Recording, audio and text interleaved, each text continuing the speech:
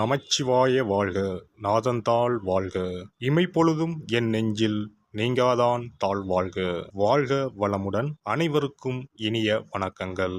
நாம் இந்த பதிவில் வக்கர பயிற்சி அடையும் சனி பகவானால் ராசிக்காரர்களுக்கு ஏற்படும் சுப மற்றும் அசுப பலன்கள் என்ன என்பதனையும், அசுப பலன்கள் ஏற்படுமாயின் ராசிக்காரர்கள் செய்ய வேண்டிய பரிகாரங்கள் என்னென்ன, வழிபட வேண்டிய தெய்வம் யார் என்பதனை பற்றியும் விரிவாக காண்போம். உங்கள் வாழ்வில் வளமும் நலமும் செல்வ செழிப்பும் பெற்று வாழ்வில் உயரிய நிலையை அடைய எல்லாம் வல்ல இறைவனை வேண்டி விரும்பி கேட்டுக்கொள்கிறேன். வாழ்க்கையில் கஷ்டங்களை மட்டுமே சந்தித்த சில ராசிக்காரர்களின் வாழ்க்கையில் புது மலர்ச்சியை தரப்போகிறார் சனி பகவான். இந்த பயிற்சியின் போது சில ராசிக்காரர்களை வாழ்க்கையின் உச்சத்திற்கு கொண்டு செல்ல போகிறார். ஒருவர் செய்த கர்ம வினைகளுக்கு ஏற்ப பலாபலன்களை கொடுப்பவர் சனி பகவான். சனி பகவான் மனது வைத்தால் போதும், குப்பையில் இருப்பவர்கள் கூட கோபுரத்திற்கு செல்வார்கள். மன்னராக இருப்பவர்கள் கூட முடி துறந்து நாடு இழந்து நலன் போல அலைய வேண்டியதுதான். சிவனாக இருந்தாலும் யமனாக இருந்தாலும் சனியின் தண்டனையில் இருந்து தப்ப முடியாது. எல்லோருக்கும் ஒரே தீர்ப்புதான். அரசனை ஆண்டியாகவும் ஆண்டியை அரசனாகவும் மாற்றுவார். சனி பகவான் எல்லோருக்கும் கெடுதல் செய்ய மாட்டார். அவரவர் கர்ம வினைகளுக்கு ஏற்ப பலன்களை கொடுப்பவர். சனி பெயர்ச்சியால் யாருக்கெல்லாம் பாதிப்பாக இருந்ததோ அவர்களுக்கு சில நன்மைகள் நடைபெறப் போகிறது. சனி பெயர்ச்சியால் யாருக்கெல்லாம் சாதகமாக இருந்ததோ அவர்களுக்கு சில பாதிப்புகள் உண்டாகலாம். வருகிற ஜூன் மாதம் 30ஆம் தேதி சனி பகவான் கும்பராசியில் வக்கர பயிற்சி அடையப் போகிறார். அதாவது எதிர் திசையில் நகரப் போகிறார். இந்த நிகழ்வானது ஜூன் மாதம் 30ஆம் தேதி இரவு 12:35 சனியின் சொந்த ராசியான கும்பராசியில் நடக்கப் போகிறது. நவம்பர் மாதம் 15ஆம் தேதி வரை சனி கும்பத்தில் வக்ர நிலையில்தான் பயணிப்பார். இப்படிப்பட்ட சூழ்நிலையில் சில ராசிக்காரர்களுக்கு சனி பகவானின் சிறப்பு அருள் கிடைக்கும். அதாவது இந்த ராசிக்காரர்களுக்கு வேலை மற்றும் வியாபாரத்தில் பதவி உயர்வு, சம்பள உயர்வு கிடைக்கலாம். வேலை இல்லாதவர்களுக்கு நல்ல வேலை கிடைக்கும். சனி பகவான் தற்பொழுது கும்பராசியில் உள்ள கடைசி நட்சத்திரமான புரட்டாதி நட்சத்திரத்தில் சஞ்சரிக்கிறார். அதன் பின்னர் நவம்பர் 15ஆம் தேதி மீண்டும் நேராக பயணிக்க உள்ளார். இப்படி வக்கர நிலையில் சுமார் 139 நாட்கள் சனி பகவான் பயணிக்க உள்ளார். சனி பகவான் வக்கரமாவதால் அதன் தாக்கம் அனைத்து ராசிகளிலுமே காணப்படும். அதுவும் சில ராசிக்காரர்களுக்கு பொற்காலமாக இருக்கப் போகிறது. மேலும் நிதி நிலையில் நல்ல உயர்வும் தொழிலில் நல்ல முன்னேற்றமும் ஏற்பட உள்ளது. திருமண வாழ்க்கையில் மகிழ்ச்சி அதிகரிக்கும். இனி உங்கள் ராசிக்கான பலன்கள் என்ன என்பதனை பற்றி காண்போம். தனுசு ராசி அன்பர்களே, சனி பகவான் புரட்டாதி நட்சத்திரத்தில் இருந்து சதயம் நட்சத்திரம் வரை சஞ்சாரம் செய்யும் இந்த காலகட்டம் பல பிரச்சனைகளால் தடுமாறிக் கொண்டிருக்கும் உங்களுக்கு ஆசுவாசம் தரும் காலகட்டமாக அமையும்.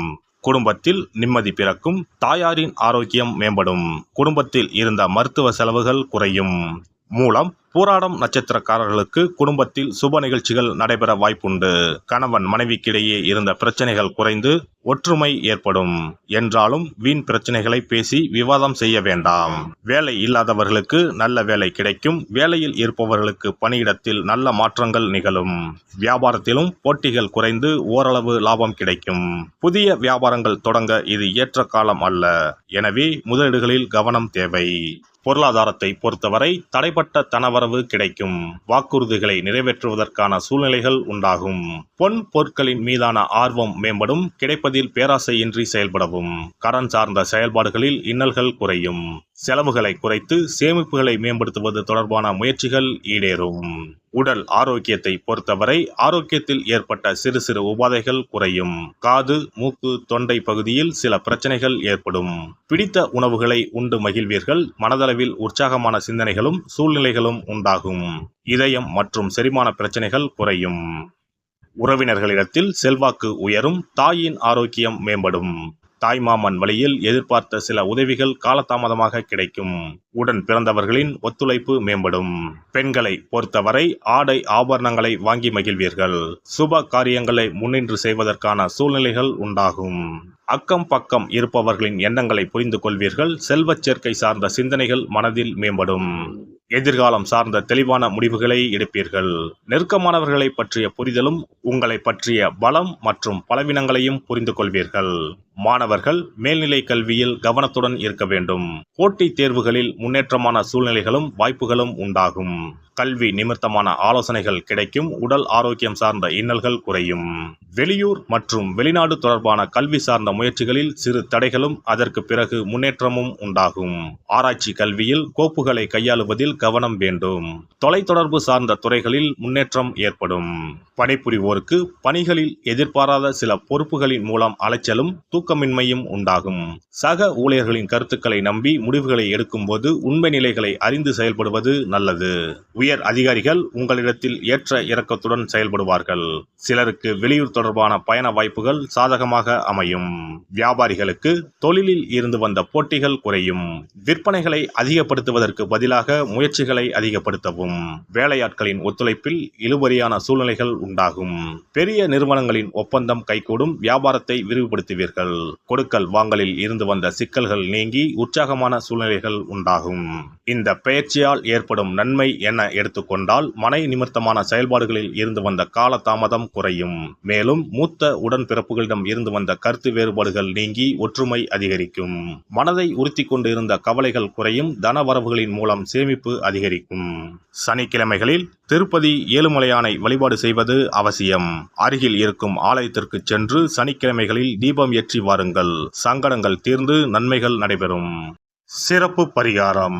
நவ கிரகங்களில் சனி பகவான் நீதி தவறாதவர். அவரவர் கர்ம வினைகளுக்கு உரிய பலனை தவறாமல் வழங்குபவர். பொதுவாக சனி பெயர்ச்சி என்றாலே எல்லோரும் பயப்படுவார்கள். அப்படி பயப்பட வேண்டிய அவசியமே இல்லை. சனி பகவானால் பாதிப்புகள் ஏற்படும் பட்சத்தில் பாதிப்பில் இருந்து விடுபட பல எளிய பரிகாரங்கள் உள்ளன. ஒரு கைப்பிடி பச்சரிசியை எடுத்துக்கொண்டு அதை நன்றாக பொடி செய்து கொள்ள வேண்டும். பிறகு சூரியனை வழிபட வேண்டும். சூரியனை வழிபட்ட பிறகு குளக்கரையிலோ மரத்தின் அடியிலோ உள்ள விநாயகரை 3 முறை வலம் வந்து வழிபட்டு விட்டு பொடி செய்த பச்சரிசி மாவை தரையில் போட வேண்டும். அப்படி போடும் மாவை எறும்புகள் எடுத்துச் செல்லும். குறிப்பாக வன்னி மரத்தின் அடியில் இருக்கும் விநாயகரை வலம் வருவது மிகவும் விசேஷம். இந்த பரிகாரத்தை எப்போதுமே தொடர்ந்து செய்வது மிகவும் நல்லது.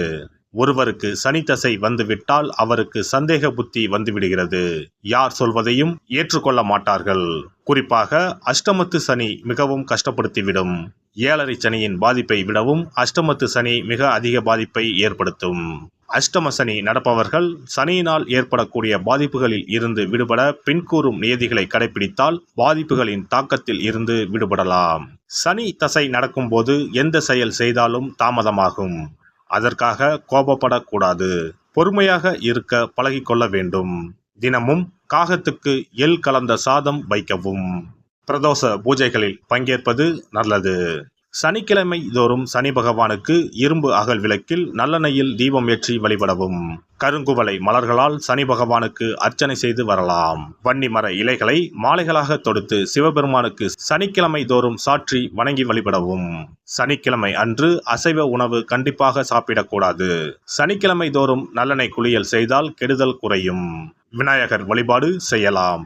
அனுமன் வழிபாடு சனி பகவானின் தொல்லைகளை குறைக்கும்.